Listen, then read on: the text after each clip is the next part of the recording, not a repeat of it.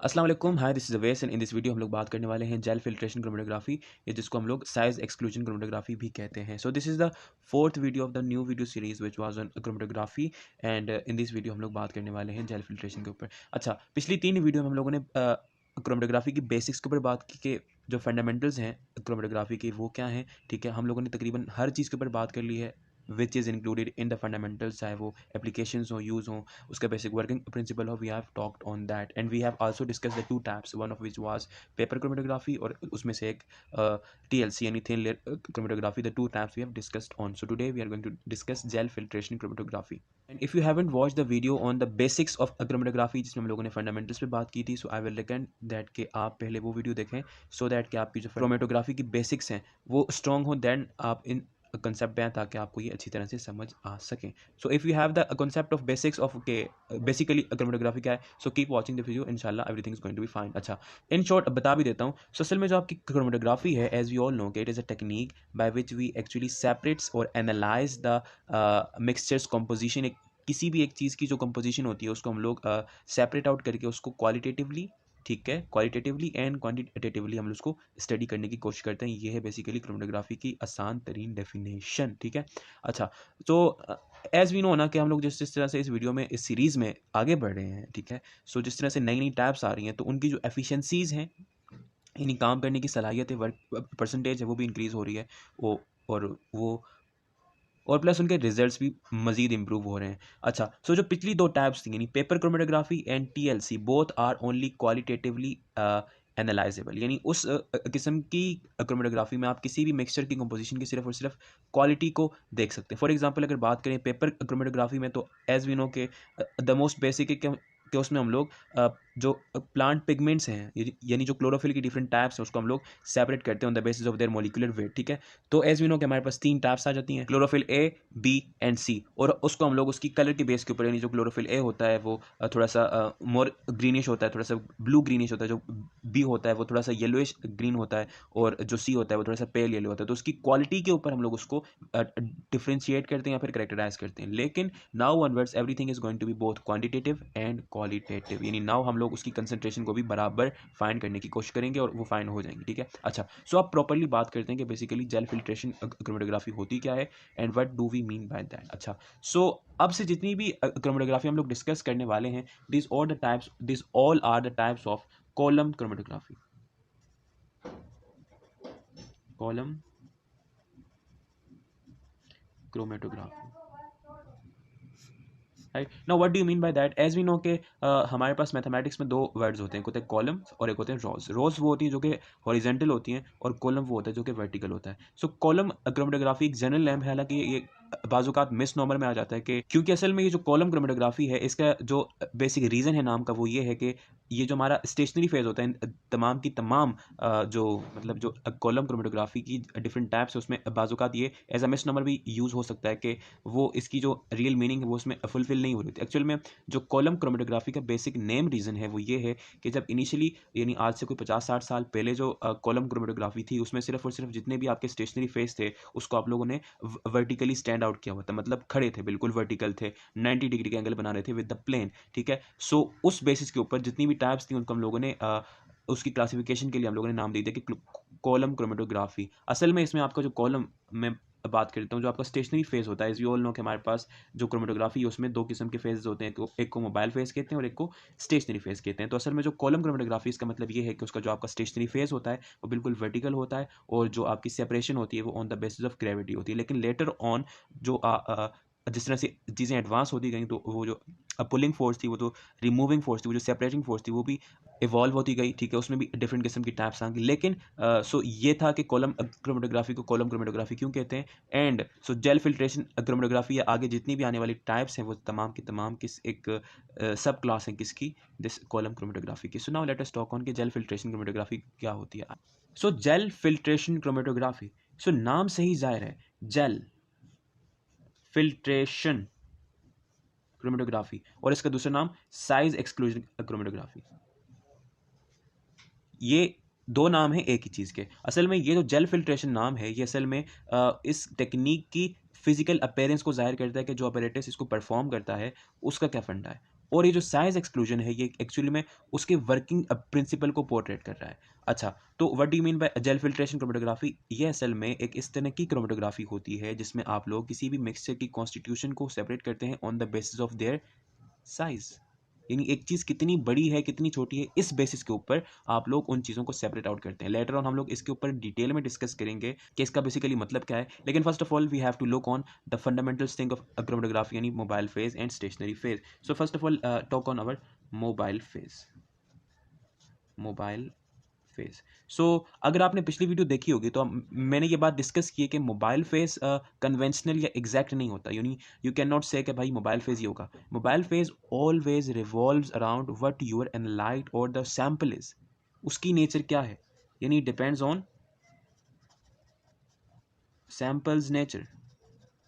Because should be remember mobile phase का काम ये होता है कि मोबाइल फेज आपके सैंपल को अपने ऊपर लोड करता है, ठीक है, और फिर वो मोबाइल फेज स्टेशनरी फेज के ऊपर से होकर गुजरता है। और जब वो गुजरता है तो उस पॉइंट के ऊपर आपका जो सैंपल्स की कॉन्स्टिट्यूशन है उसकी जो एफिनिटी होती है वो डिसाइड करती है कि अगर वो स्टेशनरी फेज की तरफ ज़्यादा एफिनेट है तो वहाँ पर रुक जाती है, अगर वो मोबाइल फेज के साथ है तो आगे उसकी मूव कर जाती है। और इसी एफिनिटी के डिफरेंसेस के ऊपर जो आपके मिक्सचर की कॉन्स्टिट्यूशन है वो एक दूसरे से सेपरेट हो जाती हैं। तो मैंने बात की कि mobile phase is not intentional, ठीक है, it is an unintentional depending upon the samples nature. कि असल में जो आपका सैम्पल है उसकी क्या नेचर है, आप लोग किस बेसिस के ऊपर चीज़ों को सेपरेट कर रहे हैं, ठीक है, उसके ऊपर आप लेते हैं कि आपका सैम्पल या आपका मोबाइल फेज क्या हो सकता है। So now talking on stationary phase, ठीक है, stationary phase. But before talking on stationary phase, यहाँ पर असल में साइज एक्सक्लूजन या फिर जेल फिल्ट्रेशन में मोस्टली जो आपका मोबाइल फेज और स्टेशनरी फेज दोनों होते हैं वो इनर्ट होते हैं, इनर्ट टूवर्ड्स योर सैम्पल। यानी किसी भी किस्म से वो आपके सैंपल के साथ रिएक्ट नहीं करेंगे, ठीक है। अच्छा, अब इसका क्या मतलब है कि रिएक्ट कर जाना। अब for example ion exchange chromatography एक एडवांस फॉर्म है, हम लोग इंशाल्लाह आगे जाके बात करेंगे। उसमें क्या होता है कि जब आपका सैंपल जो है वो जब स्टेशनरी फेज के ऊपर से गुजरता है, so on the basis of its ionic polarity, उसकी डायपोल मोमेंट के बेसिस के ऊपर उस सैंपल्स के जो अंदर आयोनिक सब्सटेंसेस होते हैं वो आपके स्टेशनरी फेज के ऊपर लगे हुए आयन को सब्सटीट्यूट कर देते हैं because they are better ions और रिएक्ट कर जाते हैं। लेकिन जेल फिल्ट्रेशन में जो आपका mobile phase and both stationary phase है वो आपके सैंपल के साथ रिएक्शन नहीं करते हैं, they are inert. Inert mean anything which is in non reactive या फिर जो रिएक्शन ना करती हो, ठीक है। अच्छा, मोबाइल फेज की बात करते हैं। सो गाइज मोबाइल फेज यहाँ पर बहुत अहमियत रखता है क्योंकि यही चीज़ आपकी बेसिकली सेपरेशन करती है। सो मोबाइल फेज यहाँ पर आपके पास मोस्टली जेल्स होते हैं, जेल्स यानी anything which forms gel, gel forming substance. Now what do you mean by gel? Gel असल में एक मेश वर्क होता है डिफरेंट पॉलीमर्स का, इस तरह से। नाउ अगर मैं एक जेल को इंटरनली देखूं तो वो कुछ इस तरह से अंदर से दिख रहा होता है, ठीक है, यानी anything which actually forms gel वो आप अपनी जेल फिल्ट्रेशन में आप उसको स्टेशनरी फेज के तौर पर यूज़ कर सकते हैं। अब मिसाल के तौर पर जो मोस्टली बायोलॉजिकल साइंस में जो जेल होता है वो अगरोज, डीएनए में भी यूज़ होता है जब आप उसको जेल के थ्रू इलेक्ट्रोफोरेसिस करते हैं, ठीक है। फिर आपका पॉलीक्रमाइड,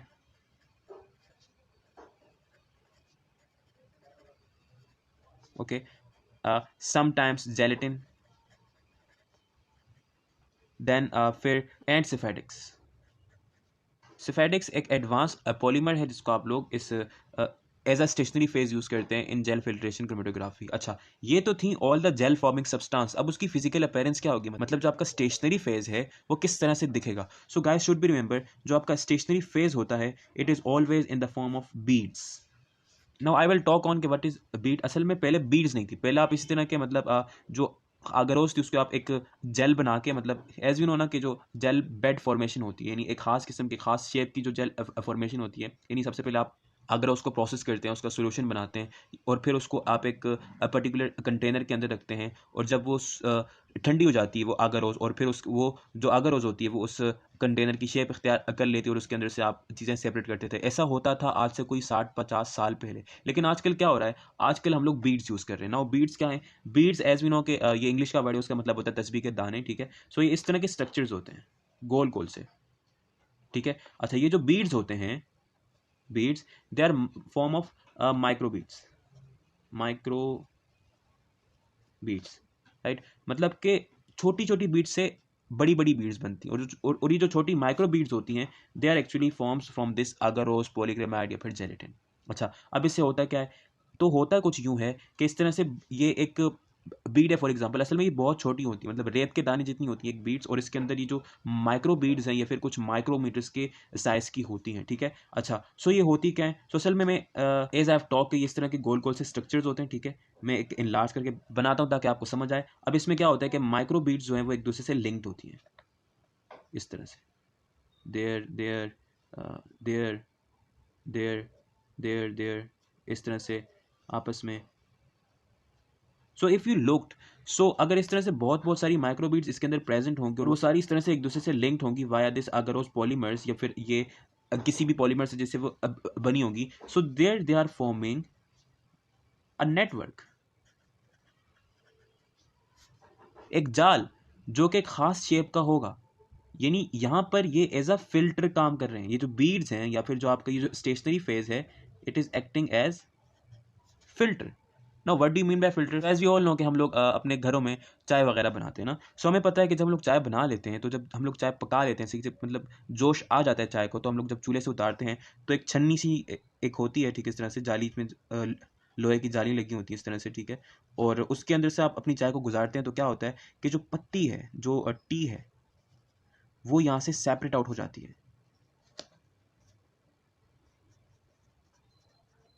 अगर आप उस जो नेट है, ठीक है, जो आपकी छन्नी है, अगर आप उसको गौर से देखें तो उसकी जो जाली होती है वो भी एक किस्म का नेटवर्क होती है, जाल, जाल की तरह, जो कि एक ख़ास किस्म के एक ख़ास साइज़ के मॉलिक्यूल्स को, एक ख़ास साइज़ के सब्सटेंस को पास ऑन होने देती है, और जो उससे बड़ा होता है, ठीक है, वो उसको रोक देती है और उसको अपने से पास ऑन होने नहीं देती है। So this is the general definition of filtration, और वही फिल्ट्रेशन आप कर रहे होते हैं वाया जेल्स या फिर इन बीड्स की मदद से।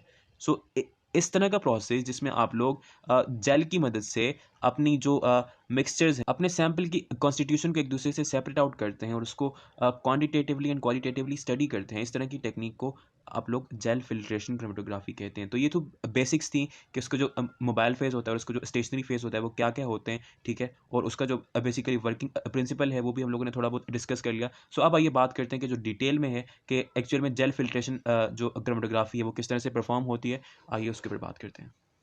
सो आइए अब बात करते हैं इस टेक्निक के मेथड के ऊपर, यानी कि जेल फिल्ट्रेशन क्रोमेटोग्राफी या फिर साइज एक्सक्लूजन क्रोमेटोग्राफी के मेथड के ऊपर, यानी कि वो किस तरह से परफॉर्म की जाती है। तो हमें पता है कि जो जेल फिल्ट्रेशन क्रोमेटोग्राफी है, it is a type of column chromatography. तो यहाँ पर मैंने एक कॉलम ले लिया है, ठीक है, it's vertical in shape as you can see, और उसके अंदर मैंने यहाँ पर बीड्स ले ली हैं। सो मैंने बताया था कि बीड्स क्या होती हैं, ठीक है, एज यू ऑल नो, ठीक है, ओके। सो यहाँ पर मैंने बीड्स ले ली। अच्छा, वैसे ये जो बीड्स होती हैं ये बहुत छोटी छोटी होती हैं, यानी रेत के दाने जितनी होती हैं, और ये कोई लाखों की तादाद में होती है, लेकिन मैंने यहाँ पर सिर्फ 7 लिए हैं ताकि मैं यहाँ पर समझा सकूँ कि एक्चुअल में किस तरह से काम करती हैं।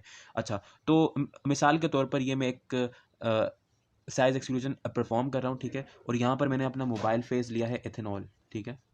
आप कुछ भी ले सकते हैं, वो मैंने अब बताया कि वो डिपेंड करता है कि आपका सैंपल क्या है, ठीक है। और मैंने यहाँ पर बीड्स में लिया है Sephadex 25। Now what do you mean by Sephadex 25, इसके ऊपर भी आता हूँ। और हम लोग इसमें प्रोटीन मिक्सचर को सेपरेट कर रहे हैं, किस बेसिस के ऊपर कर रहे हैं? यस, एग्जैक्टली, उसके साइज के ऊपर, एग्जैक्टली, क्योंकि जो जेल फिल्ट्रेशन क्रोमेटोग्राफी है इसका फंडा क्या है? Separation on the basis of size and shape and mass, ठीक है। अच्छा, सो प्रोटीन मिक्सचर को हम लोग सेपरेट कर रहे हैं, यानी ये हमारा क्या रहेगा? सैंपल। नाउ इथेनॉल मतलब आप सबको पता है कि इथेन और साथ में ऑयल मतलब ये अल्कोहल, ठीक है। और प्रोटीन मिक्सचर का भी पता है। Now what do you mean by this Sephadex 25? Now Sephadex is the material by which this beads are formed. Now इस 25 का मतलब होता है 2 kilo daltons, 2 kilo daltons to 5 kilo daltons, यानी कि कोई भी ऐसी चीज़, कोई भी ऐसी चीज़, यानी किसी भी मिक्सचर में, फॉर एग्जांपल इस प्रोटीन मिक्सचर में कोई ऐसा प्रोटीन जिसका मास 2 किलो डाल्टन से लेकर 5 किलो डाल्टन के दरमियान तक होगा, तो वो इन बीड्स में ट्रैप आउट हो जाएगा। मैं रिपीट कर देता हूँ। नाउ सिफेडिक्स 25 या फिर Sephadex 2 kilo dalton to 5 kilo dalton, यानी कि ये एक्चुअल में साइज शो कर रहा है, कि जो आपकी बीड्स हैं वो कितने साइज बेयरिंग प्रोटीन्स को या मॉलिक्यूल्स को अपने अंदर कैप्चर करने की या फिर उनकी जो मूवमेंट स्पीड है उसको स्लो करने की सलाहियत रखते हैं। तो सिफेडिक्स 2.5 यानी Sephadex 2 kilo daltons to 5 kilo daltons एक ऐसी किस्म की बीड है, ठीक है, जो कि हर उस मॉलिक्यूल को जिसका मास 2 किलो डाल्टन से लेकर 5 किलो डाल्टन तक होगा उसकी स्पीड को स्लो कर देगी। अच्छा, यहाँ should be remember less than 2 kilo Dalton's, ठीक है, and greater than 5 kilo Dalton's in beads में उस तरह से ट्रैप्स नहीं हो पाएंगे। 2 किलो डाल्टन शायद अंदर चला जाए, ठीक है, शायद इस बीट में मूव ऑन हो जाए, लेकिन यहाँ से आराम से पास ऑन हो जाएगा बिकॉज इसका साइज बहुत छोटा है और वो उसके जो पोर्स हैं। अच्छा, आपको पता है ना कि हम ये जो अब बीड्स हैं इसके अंदर एज यू कैन सी यहाँ पर मैंने ड्रॉ किया कि यहाँ पर एक नेटवर्क है, एक जाल सा है, उन जाल में वो जो मॉलिक्यूल्स हैं वो फंस जाते हैं व्हेन दे मूव थ्रू, ठीक है। सो वो जो फंस जाते हैं on the basis of that वो सेपरेट आउट होते हैं एक दूसरे से। सो मैंने बात की कि जो आपका सिफेडिक्स 2.5 है वो असल में क्या है, वो असल में एक बीड है, ठीक है, जो कि हर उस मॉलिक्यूल को जिसका एटॉमिक मास या फिर मॉलिक्यूलर मास 2 किलो डाल्टन से लेकर 5 किलो डाल्टन के दरमियान होगा, वो उसको ट्रैप करेगा, उसकी मूवमेंट स्पीड को स्लो करेगा। Less than 2 kd and greater than 2 kd will not trap inside. अच्छा, 2 kd शायद अंदर चला जाए लेकिन इट विल पास थ्रू क्योंकि उसका साइज बहुत छोटा है, और 5 किलो डाल्टन उसके अंदर नहीं जा पाएगा, उसके वॉल से टकरा कर बाहर चला जाएगा। अच्छा, one thing I really want to tell you कि सिर्फ और सिर्फ यहाँ पर सिफेडिक्स 2.5 नहीं है, बहुत बहुत किस्म के होते हैं। मैंने खाली समझाने के लिए एक को डिनोट किया है कि इन मुख्तलिफ किस्म के बीड्स में से, because as you can see कि एक का साइज़ थोड़ा सा जो है वो बड़ा है, ठीक है, यानी उसके पोर्स का साइज़ भी बड़ा है बनिस्बत इसके। अगर आप इन दोनों के पोर साइज़ को देखें तो इसमें आपको डिफरेंस नज़र आए, मतलब इसका पोर ज़्यादा है, मतलब कि ये बड़े मॉलिक्यूल को भी ट्रैप कर सकता है, यानी बड़े मॉलिक्यूल की भी इसके अंदर इंटर हो सकते हैं, और इसके अंदर बड़े मॉलिक्यूल इंटर नहीं हो सकते, सिर्फ और सिर्फ छोटे मॉलिक्यूल इंटर हो सकते हैं। सो यहाँ पर हमारे पास बहुत सारी वेराइटीज़ होती हैं बीड्स की एक कॉलम के अंदर भी, लेकिन मैंने सिर्फ और सिर्फ समझाने के लिए आपको यहाँ पर सिर्फ और सिर्फ सिफेटिक्स 2.5 की एग्जांपल दी है। अच्छा, तो अभी मेथड के ऊपर बात करते हैं कि किस तरह से चीज़ों को रन किया जाता है। तो सबसे पहले हम लोग क्या करते हैं कि जो आपका मोबाइल फेज़ होता है, मोबाइल फेज़ सबसे पहले आप उसको अंदर रन करवाते हैं, यानी सबसे पहले आप मोबाइल फेज़ को टॉप टू बॉटम पूरा रन करवाते हैं ताकि जो आपका मोबाइल फेज़ है वो हेड से लेकर उस कॉलम की एंड तक पूरा मूव हो जाए। और फिर आप लोग क्या करते हैं कि when the whole mobile phase moved on through this whole stationary phase, या फिर इन बीट्स के अंदर से या थ्रो दिस बीट मूव हो जाता है, फिर आप उसके अंदर अपना जो सैंपल है वो लोड कर देते हैं, यानी जो कॉलम का माउथ है, यानी जो उसका हेड है, उसके अंदर आप अपने सैंपल को लोड कर देते हैं। और फिर एज वी नो कि जो आपका पीछे से जो मोबाइल फेज आ रहा है वो मूव करता है, ठीक है, एंड वी नो कि यहाँ पर आपके पास बीड्स हैं जो कि वो मॉलिक्यूल्स को अपने अंदर ट्रैप करने की या फिर पास ऑन करने की या फिर ना ट्रैप ना करने की सलाहियत रखते हैं on the basis of their size. और अगर वो मॉलिक्यूल्स हैं, for example if you are working with Sephadex 2.5, तो अगर इन प्रोटीन मिक्सचर में कोई ऐसा प्रोटीन है जिसका साइज इन बिटवीन, अच्छा आप लोग ये सोच रहे होंगे कि जो डाल्टन है it is the unit of mass, so why we are referring that, actual में जो साइज़ है उसको आप लोग मिलीमीटर या माइक्रोमीटर में, यानी फॉर एग्जांपल एक मॉलिक्यूल है उसका साइज़ आपको बताना है, मतलब फॉर एग्जांपल मैं आपसे पूछ रहा हूँ कि यार ग्लूकोज का साइज़ क्या है। So this question seems a bit anxious और एक अनरीजनेबल क्वेश्चन लगता है और इसका कोई सोल्यूशन नहीं है, मतलब एक मॉलिक्यूल का साइज कोई किस तरह से फाइंड आउट कर सकता है। सो मॉलिक्यूल्स में साइजेस नहीं होते हैं, उसमें आप लोग डेल्टन से या फिर किलो डेल्टन से, मेगा डेल्टन से, माइक्रो डेल्टन से आप चीज़ों को कैटेगराइज करते हैं, ठीक है, अंडरस्टूड। सो आइए अब बात करते हैं कि हम लोगों ने जो अपना प्रोटीन मिक्सचर का जो सैंपल था हम लोगों ने लोड कर लिया, तो होगा क्या। सो एज वी नो ना कि हम लोग यहाँ पर सिफेरिक्स 2.5 यूज़ करें, यानी 2 kilo dalton to 5 kilo dalton. तो अगर इस प्रोटीन मिक्सचर में कोई ऐसा प्रोटीन जिसका जो ओवरऑल मॉलिक्यूलर मास है, जो मॉलिक्यूलर वेट है, वो 2 kd से 5 kd के अंदर आता है, यानी उसका मॉलिक्यूल फॉर एग्जांपल है 3.5 किलो डाल्टन, तो वो इन बीड्स के अंदर ट्रैप हो जाएगा, उसकी जो मूवमेंट स्पीड है वो स्लो हो जाएगी, बिकॉज बीड्स ये सिर्फ एक जाल नहीं है, बहुत पूरा का पूरा मैश वर्क है, यानी एक भूल भुलैया है, मतलब उसके अंदर आप एंटर हो गए तो उसके आप वॉल से टकराएंगे, फिर आपके पास दूसरे मॉलिक्यूल यानी उसी के साइज के जो दूसरे मॉलिक्यूल्स हैं वो भी साथ में पास ऑन होंगे। सो इस गहमा गहमी में जो आपकी स्पीड होगी, जो उस मॉलिक्यूल की जो 3.5 किलो डाल्टन वाले मॉलिक्यूल की स्पीड होगी, उस प्रोटीन की जो स्पीड होगी वो कम हो जाएगी। लेकिन ऑन द अदर हैंड अगर कोई ऐसा प्रोटीन है जिसका जो साइज है, जो उसका वेट है वो 2 kd है या उससे छोटा है, तो वो उसके अंदर से आराम से पास ऑन हो जाएगा, बिकॉज वो छोटा है और वो एकदम से बीच में से निकल जाएगा। अब बड़े बड़े प्रोटीन के भी, यानी अगर फॉर एग्जांपल 3.5 और 2 एट द सेम पॉइंट एक दूसरे के साथ मौजूद हैं, सो जो 2 वाला है या उससे जो छोटा वाला है वो आराम से पास हो जाएगा बिकॉज इट इज़ स्मॉल। और अगर जो 5 kd है उसके तो कोई इशू नहीं, बिकॉज वो तो इंटर ही नहीं हो सकता। एंड वो क्या होगा, वो इनकी वॉल से टकरा कर, फॉर एग्जाम्पल ये वो 5 kd वाला है, ये आराम से इसकी वॉल से पास होके यहाँ से रूट अपना बना के वो अपने पूरा ये जो कॉलम है वो मूव करके नीचे वाले एंड से उसकी टेल से रिमूव हो जाएगा बाहर की तरफ, ठीक है। लेकिन जो आपके इन बिटवीन 2 to 5 kd वाले हैं वो यहाँ पर फंस जाएंगे, ठीक है। और जो 2 kd वाले हैं वो भी, यानी एट द एंड हम लोगों ने ये देखा कि on the basis of their size the proteins are separate from one another, ठीक है। और वो डिफरेंट टाइम्स के ऊपर नीचे आ रही हैं। और अगर वो डिफरेंट टाइम्स के ऊपर यानी एक दूसरे से सेपरेट हो रही हैं और अलग अलग टाइम के ऊपर वो रिमूव हो रही हैं on the basis of their size और on the basis of their weight, ठीक है। सो इट मीन्स दैट के क्रोमेटोग्राफी इज गुड, मतलब जो रियल मीन है किसी भी क्रोमेटोग्राफी का वो यही है कि आपने चीज़ों को सेपरेट करना है और आपने जब उसको सेपरेट कर लेना है तो आपने उसको एनालाइज करना है। अच्छा, शुड बी रिमेंबर यहाँ पर जो आपकी ड्राइविंग फोर्स है इट इज़ योर ग्रेविटी, ठीक है। यानी साइज एक्सक्लूजन में आप इस तरह से कॉलम को वर्टिकली खड़ा करते हैं and on the basis of gravity, जो एज यू नो ना कि ग्रेविटी हर चीज़ को नीचे खींचती है, तो वो आपके जो सैंपल हैं, जो आपका मोबाइल फेस है, उनको भी वो नीचे खींचेगी। सो वो जो नीचे खींचेगी उसकी चक्कर में वो एक मूव करेंगे मॉलिक्यूल्स, ठीक है। और जब वो मूव करेंगे सो हमें पता है कि सेपरेशन होगी, ठीक है। सो यानी कि हम लोगों ने on the basis of size चीज़ों को एक दूसरे से सेपरेट आउट कर दिया, ठीक है। अच्छा, नाउ अब उसकी ऑब्जर्वेशन और उसके जो एनालिसिस है उसका क्या प्रोसीजर है। अच्छा, यहाँ पर 2 टर्म्स हैं, I really want to know कि आप लोगों को भी पता हो। अच्छा, one is retention time, retention time, और दूसरा है retention volume, retention volume. Now what do we mean by retention time and retention volume. असल में जो आपका रिटेंशन टाइम होता है इससे मुराद ये है कि जब आपने अपने कॉलम के अंदर अपना पूरा का पूरा सैंपल लोड किया।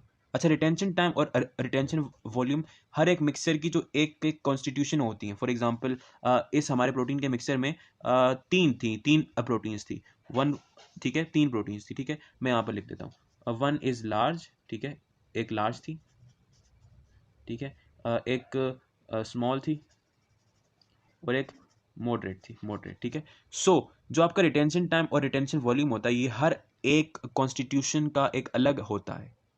यानी कि for example what do mean by retention time, retention time ये है कि जब आपने अपने कॉलम के अंदर सैंपल लोड किया, यानी जो पूरा का पूरा सैंपल था आपने लोड किया, उस वक्त से लेकर जब तक आपका जो पहला कॉन्स्टिट्यूशन है वो सेपरेट आउट हुआ, जब वो सेपरेट आउट हुआ उस वक्त तक कॉन्स्टिट्यूएंट को सेपरेट होने में, उस पूरे के पूरे मिक्सचर से या इस पूरे कॉलम से निकलने में, वो टाइम उसका रिटेंशन टाइम होगा उस कॉन्स्टिट्यूएंट का। यानी फॉर एग्जांपल आपने इस कॉलम के अंदर अपना प्रोटीन मिक्सचर डाला, उसमें आपके पास 3 किस्म के प्रोटीन्स थे, लार्ज, स्मॉल एंड मॉडरेट, ठीक है। तो जो लार्ज है वो सबसे पहले बाहर आएगा क्योंकि वो इंटर इन होगा, वो शॉर्ट वे से बाहर निकल जाएगा। सो जब आपका जो लार्ज प्रोटीन है वो निकलेगा, यानी जब आप कॉलम से बाहर आएगा, उस पॉइंट तक का जो टाइम होगा from the time when you just load the sample into the column, so वो जो टाइम होगा वो रिटेंशन टाइम होगा लार्ज प्रोटीन का। नाउ इस तरह से इस प्रोटीन मिक्सचर के हर प्रोटीन का एक अलग रिटेंशन टाइम होगा। अब उस लार्ज के बाद ये स्मॉल आएगा, ठीक है, क्योंकि ये आसानी से इस बीट्स के अंदर से पास हो जाएगा, ठीक है।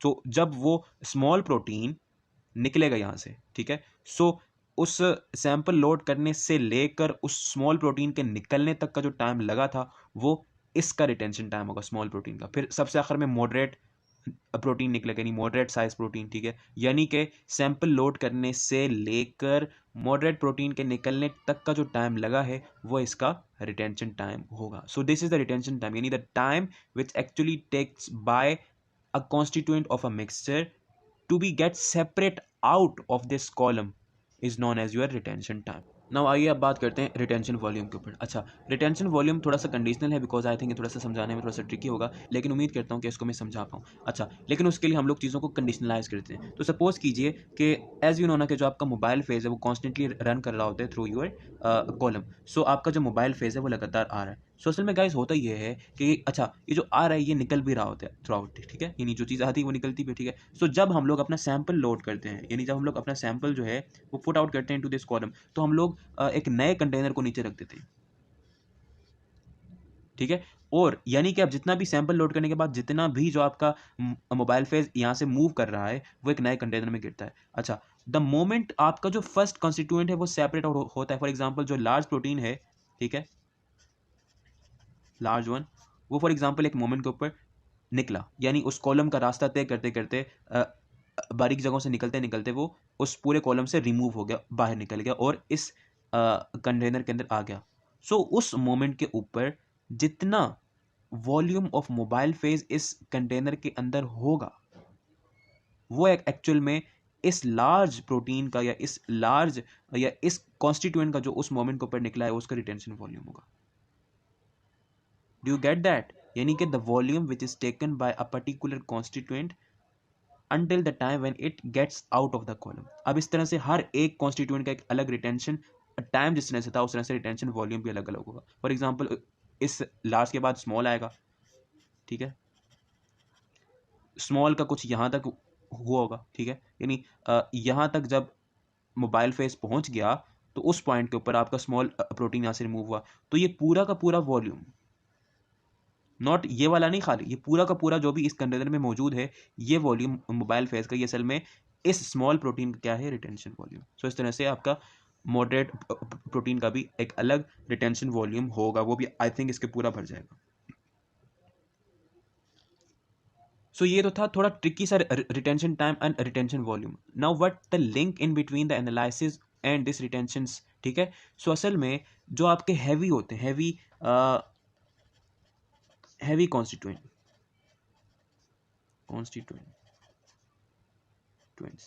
उनका ये retention time and retention volume दोनों कम होता है। यानी कि अगर आपने एक जेल फिल्ट्रेशन क्रोमेटोग्राफी रन की और सबसे पहले एक चीज एग्जिट आउट हुई, ठीक है, और उसका जो वॉल्यूम था, उसका जो रिटेंशन टाइम था, वो असल में कुछ चीजें शो कर रहे होते हैं। सबसे पहले वो आपका जो चीज सेपरेट हुई है वो हैवी है, ठीक है। अच्छा, आप सोच रहे होंगे कि जो हैवी है उसको स्लो मूव करना चाहिए और सबसे आखिर में आना चाहिए। असल में मैंने ऊपर बताया कि जो हैवी है वो आराम से बचते बचाते ये बीच वाले रास्तों से निकल जाता है बाहर। जो छोटे हैं वो यहाँ अंदर फंस जाते हैं, हालांकि मूव तो ये यानी इसके थ्रू पास थ्रू तो कर सकते हैं आराम से, लेकिन फिर भी लॉन्ग रूट की वजह से वो उनका टाइम है वो लग जाता है। और जो मॉडरेट हैं वो तो वैसे ही उसके अंदर बेचारे फंस जाते हैं, ठीक है। सो इस वजह से जो आपका हैवी वाला होता है, हैवी कॉन्स्टिट्यूएंट, वो बाहर के रास्तों से इजीली सेपरेट आउट होकर जल्दी से निकल जाते हैं, ठीक है। सो यानी कि रिटेंशन टाइम्स और रिटेंशन वॉल्यूम का एनालिटिकली बहुत बड़ा इम्पैक्ट है इस कॉन्स्टिट्यूएंट की प्रॉपर्टीज़ के ऊपर।